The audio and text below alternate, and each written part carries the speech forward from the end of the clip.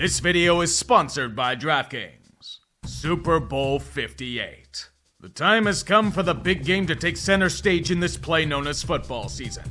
The grand finale to a year full of madness. Two teams locking horns for a chance at permanent glory. And while we can't take part in such a spectacle, we can gawk at it on the sidelines. Nothing like sweating out some small bets on the game. And DraftKings Sportsbook can help you get there. First, all new customers can bet just $5 and receive $200 in bonus bets instantly. Secondly, how about a special deal for Super Bowl 58? Bet one, get one. All customers, veteran or newbie, receive a bonus bet equal to the initial wager for this game. Go big or go home. And this goes for anything your little heart desires when making a bet. No questions asked. Just download the DraftKings Sportsbook app and use promo code UTREE when signing up to capitalize on these offers. Remember, it's only with DraftKings, an official betting partner of the NFL. Even if it's a big game, please gamble responsibly. We have reached the summit of the Super Bowl. And while the playoffs are a different animal, there are 18 teams that came up very short of the goal. Some were rebuilding, some were on a hamster wheel, and some are just highly fucked. These are their stories. Use them as warnings about your own franchise accordingly. Take a trip back in time and see your fate, New England. Welcome to 1990, the epitome of rock bottom for the Patriots. A miserable failure with an offense even worse than that to boot. A modern depiction of the Hindenburg. Mac Jones has become their equivalent to Mac and Me. A completely ruined, soulless shell of a quarterback that'll be cast off for belly button lint in the offseason. The same could probably happen to Juju as well. The unthinkable happened. It somehow got worse than last year's clown show. A withered husk of what they once were. Don't worry, the defense didn't get left out in the cold. Their playmakers went down to season-ending injuries on the first charge. This honestly might have been for the best. The only way to truly wipe everything clean is with a really bad season. Merely treading water appeases no one. And a team that had one of the greatest runs in football history has come to an end. Bill Belichick and his hoodie have fallen down an open reactor shaft. It's surreal to see, but the evil empire is officially dead. New England's been grooming Gerard Mayo to be their head coach for a bit, but it's not the same. The only thing we hope for is a long age of Patriot darkness.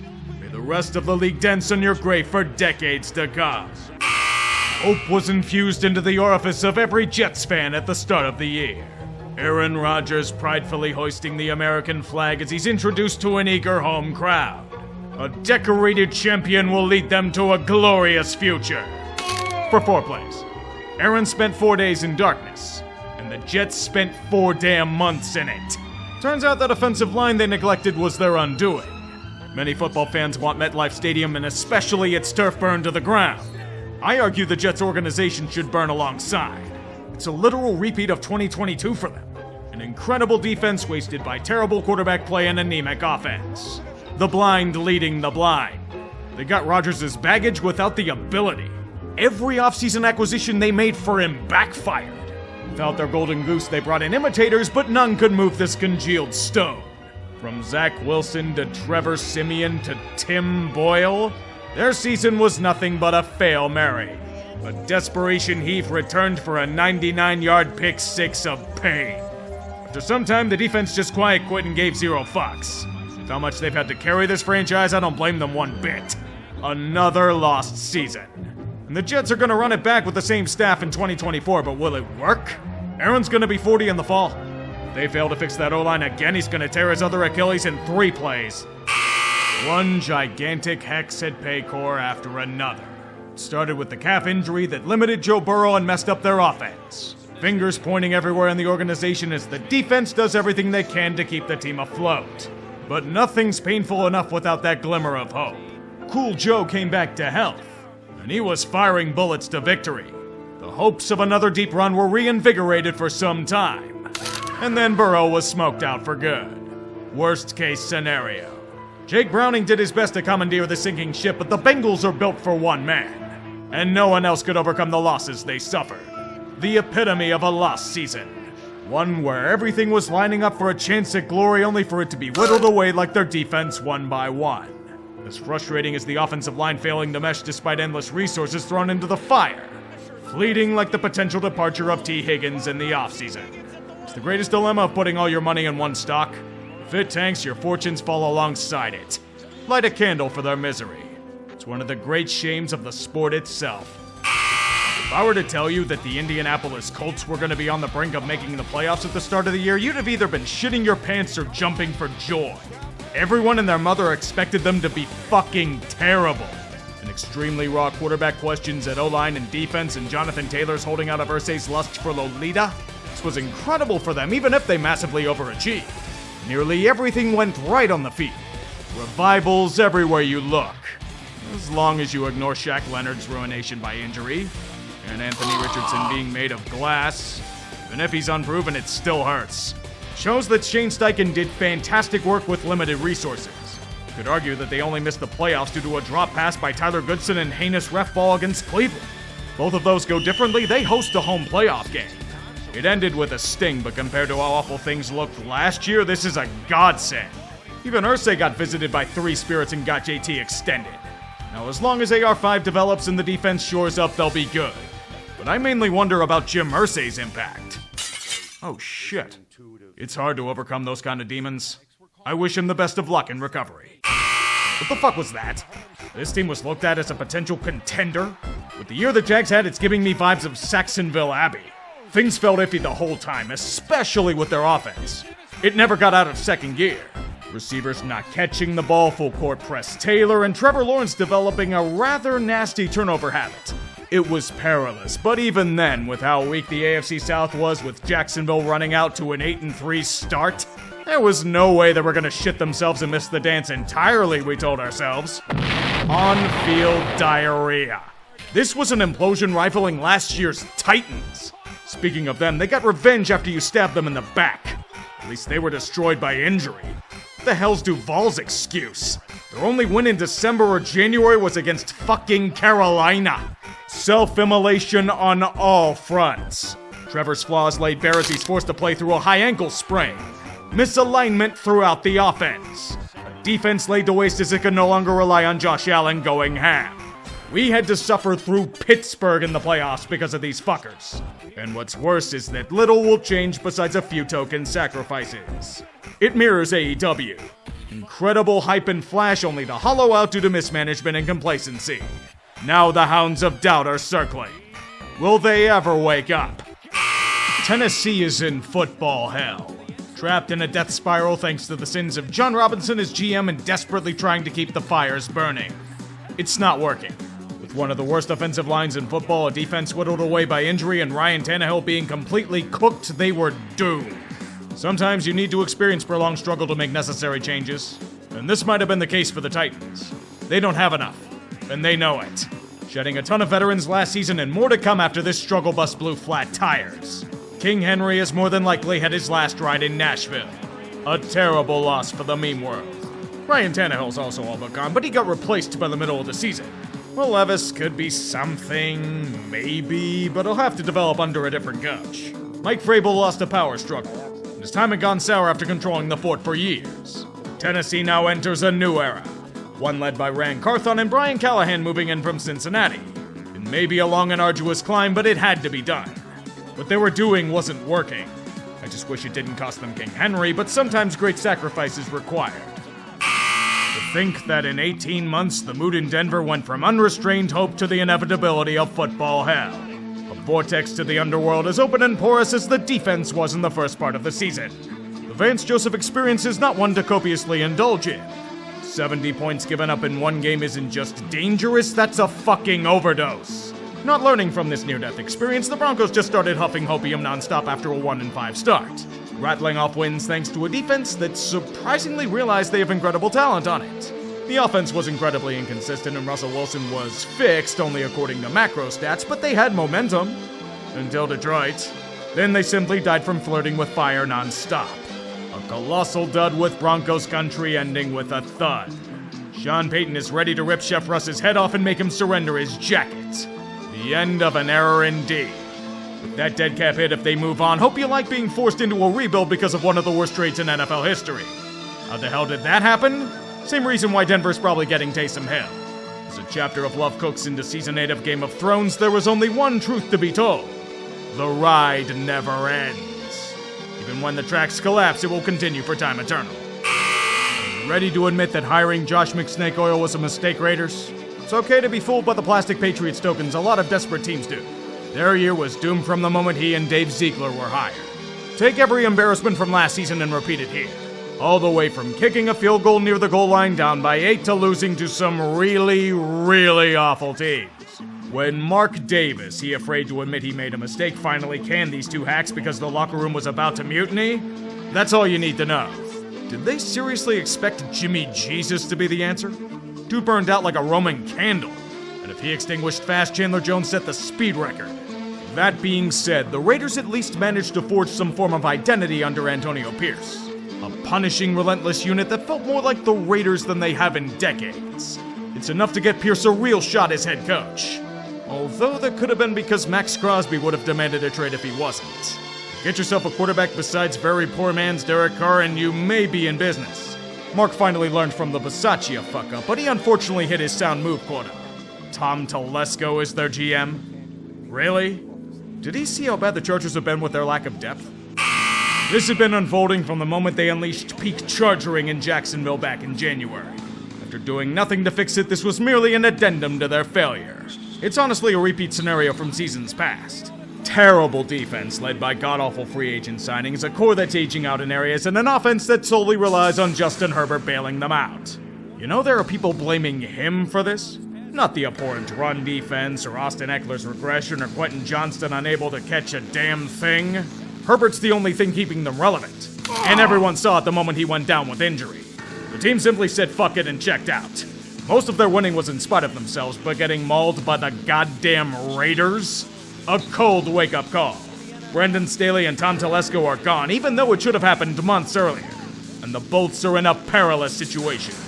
Most of their top cap hits are on a sharp decline or are already gone. Telesco's poor depth signings do little in support. Herbert's great, but he can't do it alone. Liquid LA may be forced into a rebuild or a retool at minimum. It forced Dean Spanos to finally pull out the checkbook and give a king's ransom to Jim Harbaugh to return to the NFL after a long absence. Get a natty at Michigan and then get an even bigger bag in the pros? Pete Carroll taught him well. With Joe Ortiz from Baltimore at his side, there is much work to be done. Nothing else to be said. Get to it. There were serious questions that the Giants needed to answer this season, and they only confirmed one thing. Last season was a fluke. They danced through so many raindrops that running it back wasn't wise. Even then, I expected them to get 7 or 8 wins on the year, not this. All you need to see is their offensive line. Swiss fucking cheese. Giving up the most sacks in the NFL, including 11 to Seattle's mid-tier pass rush. At least the fast food workers can hold a line, Evan. A lion doesn't concern himself with the opinions of sheep like Daniel Jones. He died, and then he died again. And then his body was shattered, and everyone wonders why the fuck they're paying him $40 million a year. The defense didn't do much better. The team had their feel-good story with Tommy DeVito for about a month before he got whacked. It masked the personnel issues on both sides of the ball and the civil war bubbling over between Brian Daboll and Wink Martindale.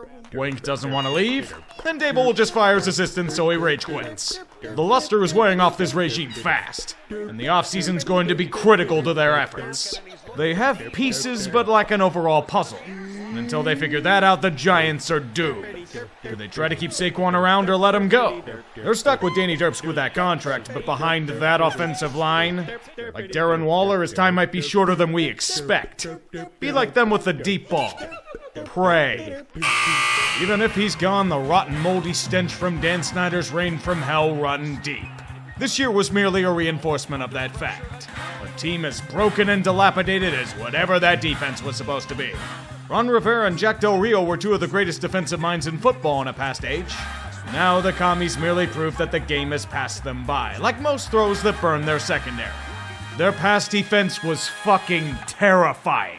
Not for opposing teams, but for Washington. Quarterbacks looked forward to playing them, since a career day was likely on the docket. It would also be such for their defenses in the final 2 months. Sam Howell had promise. Once. His ascension to Baker Mayfield was short-lived, as he became unable to throw a football. The opposition schemed out his strengths, and he just broke. So if Howell's all but dead, what was this year about? Is it a waste? Are they gonna have to rebuild again since Montez Sweat and Chase Young are gone? Rivera and Del Rio were sent to pasture, but we all saw that coming from a continent away. They need new thinking, and that's why they brought in Adam Peters from the 49ers to be their new GM. He's got his work cut out for him. For example, finding a new coach. Other options spurned them. They wanted a high-end steakhouse and were forced to go to Dan Quinn's Ponderosa. There's uninspiring, and then there's this. Did they even replace Ron Rivera? As weird as it sounds, this is about what I expected from the Bears this season. 7 to 8 wins with some progress made and work to be done for next year. It just happened in a rather unorthodox way. The beginning after the preseason hype train, good lord, it was a disaster. Everything just went, ugh. The defensive coordinator only rushing his way out of the building after undisclosed actions and vices. And he wasn't the only one that fucked off in the middle of the year. Not to consider that they started the year so poorly, blowing as many games as they did. For them to rebound the way they did is honestly impressive. It had a lot to do with the defense congealing together for once. We questioned them acquiring Montez Sweat, but it turned out to be what their pass rush needed. DJ Moore has become the catalyst of the offense. And the Bears managed to take advantage of their schedule to generate momentum. Even better, they successfully tanked without losing a single game. Carolina did it for them. The first overall pick is once again theirs. And it probably means one thing. Justin Fields. It's time. He shows flashes of talent but is undone by massive inconsistency. He doesn't elevate those around him. And he's never going to unlock any ability he has here, so trading him would be the right call. I don't know if Bears fans want to hear that, but that's the nature of the beast. Probably the same reason why they're keeping Matt Eberflus while cutting his staff. Then again, it is the Bears. The only way to cure this franchise's curse is contraction. This year was yet another confirmation of such a fact. Back in September, a Greek tragedy on full display. Finding ways to not only lose, but do so in brutally agonizing fashion. A 1-4 start and a Justin Jefferson injury seemingly doomed them, yet the pain must continue. It did so by winning. Quite impressively, with Kirk Cousins playing the best football of his career. Proof that he was worth the loyalty and money given to him over the years. And then punished with a torn Achilles. Now everyone in Viking land who pissed on him in the past learned that it certainly is worse without Cousins. Doing everything they could to hold it together with 3 weeks of the legendary Pastronaut before he went to meme heaven, Nick Mullins and the fucking Chuck and Jaron Hall. Yeah, it was as fucked as it looked. Trying to do everything to scrape by, yet continually falling on landmines in the traditional Minnesota way. Every move made being wrong. Their defense bent like a shit can and their offense slowed like it was entering wine. Free falling to lose 6 of 7 at the end. This team is at a crossroads. Even if Cousins were fully healthy, the Vikings are squarely in the mid-tier. Not to mention, this might have been the last time Justin Jefferson and Danielle Hunter are seen in Minnesota purple. They may end up crying in their bedroom with Purple Rain on repeat. The legacy of a lost era that offered much more in frustrations than success. Even if a good chunk of it wasn't their fault, this Viking funeral just sets itself on fire. When I think the Atlanta failures can't outchoke themselves in a given season, by God, they find a way to elevate their game in ways we cannot comprehend. It's the only thing they're good for, if we're being honest. The Falcons lost to the following teams this season. The Commanders, featuring the worst pass defense in the league. The Titans, debuting a rookie quarterback who threw 4 touchdowns against them. A quarterback who was thrust into action 5 days after being acquired. A quarterback in his first game back from a torn ACL. The 1-win Carolina Panthers. The god-awful overthinking mess of an offense was the main culprit. So ass-backwards its ability to stifle was puritanical. How many times we had to see Desmond Ridder be fucking terrible at football? And Taylor Heineke just a tad better? All of these top 10 talents at the skill positions and the offense features Jonnu Smith? It's like taking the greatest show on turf and running it through Joe Germain, Ricky Prohl, and Jeff Robinson. It doesn't make sense. And when people would rightfully criticize the shitty deployments, Arthur Smith would get pissy and curt with them. Solve the world's problems. I wouldn't trust this fucker to solve a knock-knock joke. He didn't care for winning in fantasy, and he certainly didn't win games in reality. Which is why he's gone. The only positive out of this miserable, underachieving mess of a year. I flirted with Bill Belichick for a hot minute, but I'll spare you the blown lead jokes. Former interim coach Raheem Morris is the new head honcho. The bar in Atlanta is unbelievably low. If he fucks this up, it's damning. The good news is that it's over. Do I really need to go over it in detail? I did that in a vid a few weeks ago. Frank Reich and the supposed all-star coaching staff was merely a dream team of shit. Bryce Young was systematically destroyed behind a god-awful offensive line and a receiving core that got no separation. The defense was simply beheaded by the injury gods. A franchise that had a drink thrown in its face every game. Kinda like Tepper, if we're being honest. Hey, someone had to inherit the Dan Snyder role. David's making a strong case for it being him, but he's got a long way to go. This situation is FUBAR. No one wants to work for an arrogant, meddling asshole, and his hiring choices in Reich and Fitterer were absolutely terrible. There's a reason why they were given the X. Hot coaches aren't going to come here, so your GM is the assistant to the shitty GM before in Dan Morgan, and your head coach is Dave Canales. He of reviving Baker Mayfield from the abyss. Dave came here because he got a 6-year deal. I'll give him 2 years. Maybe 3. Things may be perilous, but they did have the worst record this season, which leads to rewards all their own. You have your first-round pick this year, right? One of the legendary myths in the animal kingdom is the ostrich burying its head in the sand when faced with a predator. That might not be true, but the New Orleans Saints certainly do this in the face of reality. This organization really thought the solution to their aging, injury-prone roster and hackneyed coaching staff was Derek Carr? We tried warning them that quarterback wasn't anywhere close to the main issue, and this season was proof of it. It created more problems than they solved. Endless agony and spinning on the hamster wheel of futility. I'd argue the worst part is that all of their failings were done to themselves, and they tripled down on it. God-awful scheming, coaching, and play calling did them in at every turn. Their escapades in the red zone were executed as well as my Tinder game. I took shits more consistent than this offense. A weak division ripe for the taking, yet they still underachieved. And then, as a final insult, reached their full potential at the end of the year when it was too late to make it to the next stage of the dance. A wasted year through and through. Worst of all, nothing's gonna change. They can't, with it being about a half-decade of mandatory restructures. Pete Carmichael's hackery is the token sacrifice, and he'll be replaced by another vanilla retread. This organization needs a full clean, yet it won't happen. Their heads are in the sand. They'll just keep kicking the bullshit can down the road. Welcome to football hell. No one's surprised at the Cardinals being bad this season. They're trying to clean up after the god-awful Kyman Kingsbury era and lack anything resembling talent and skill throughout the lineup. The only things people were waiting for were Buda Baker to be traded and Kyler Murray's return. Both were rather underwhelming. Even then, this team did play hard. They may have lost a lot of games, but by God, they hacked a limb or two off you in the process. It was inspiring to see, and it may lead to hope in the future. And again, I've been wrong before, so their offseason will have to be solid for a better understanding of it. Kyler Murray's done enough to keep his job as the starting quarterback of the team.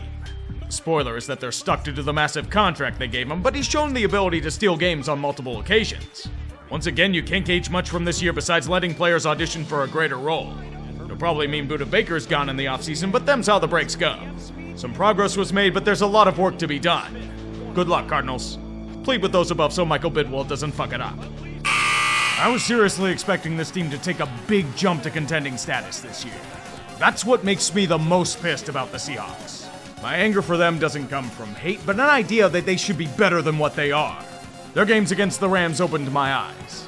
12s can blame ref ball all they want, but those losses were by their own hand. It revealed to me a cold fact. They are frauds. Pure, unadulterated frauds that haven't come close to achieving what they should. When you fail in the red zone repeatedly, that's just a weakness. When your run defense is terrible to the point of being notorious, that's a deep concern. When you're horrifically undisciplined to the point where it kneecaps the franchise, that's a trend. This organization has stalled. Geno's flaws are becoming apparent, and the offense turned into fuck it, DK's open somewhere after injuries to K9. That and more is why they turned into a paper tiger against the elite of the league. And the Rams. Losing 4 straight in the middle of the year killed them. And treading water has forced their hand. Pete Carroll has chewed his last wad of gum as head coach of Seattle. They had to drag him off kicking and screaming. It really is the end of an era. A necessary end. A new mantle has been forged as Mike McDonald has taken the reins. He did marvelous work in Baltimore, but this is his true test. Seattle still has upside for the future, but they need to look within and see if this team can really compete for another Super Bowl as constructed. On the defensive front, Tariq Woolen regressed significantly, among many others. It's not a dire position, but I'm just disappointed. Maybe I'm overreacting, I don't know. Play clock dwindling down. He'll get it off. Young being tracked down. The ball comes out, and it's picked up by Wanham. DJ Wanham